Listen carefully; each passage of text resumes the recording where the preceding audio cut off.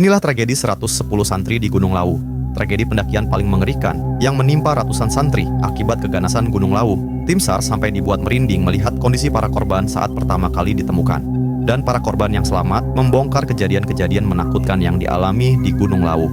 Pada tanggal 14 Desember 1987, 110 santri Pondok Pesantren Al-Mukmin Sukoharjo mengikuti kegiatan perkemahan di Gunung Lawu.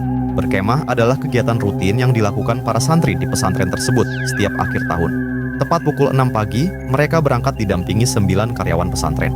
Dengan 5 kendaraan bak terbuka, para santri berangkat menuju bumi perkemahan Mojosemi yang terletak di sekitar kaki Gunung Lawu. Sekitar pukul 11, mereka tiba di perkemahan. Sebenarnya saat itu, peralatan dan pakaian para santri sangat tidak memenuhi standar. Mereka hanya mengenakan pakaian sehari-hari seperti kaos dan sendal jepit. Para santri bahkan tidak memakai jaket, hanya mengandalkan sarung untuk melawan suhu dingin. Para santri menginap 1 malam di perkemahan dan melakukan pendakian keesokan harinya pukul 7 pagi. Sebelum pendakian, mereka dibagi ke dalam 5 grup. Masing-masing grup beranggotakan 23 orang menempuh jalur berbeda. Instruksinya saat itu, para santri tidak harus mencapai puncak, karena mereka harus kembali ke perkemahan sebelum pukul 3 sore. Namun tak disangka, saat memasuki hutan, awan hitam tiba-tiba menutupi langit.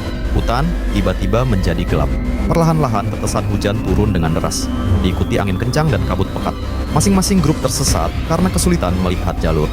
Dengan susah payah, grup 1, 4, dan 5 kembali ke perkemahan sekitar pukul 6 sore, jauh dari waktu yang telah ditentukan. Sementara grup 2 baru kembali keesokan harinya dalam kondisi basah kuyup, kedinginan, dan kelaparan. Namun grup 3 tak kunjung kembali hingga hari ketiga. Pihak pesantren pun melaporkan kejadian ini ke kantor polisi terdekat. Pencarian langsung dilakukan pada tanggal 17 Desember pagi. Hampir 12 jam pencarian, tim SAR akhirnya menemukan Regu 3.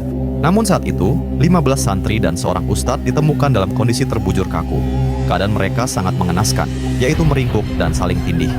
Suasana berubah mencekam ketika satu persatu tubuh mereka dibawa ke perkemahan.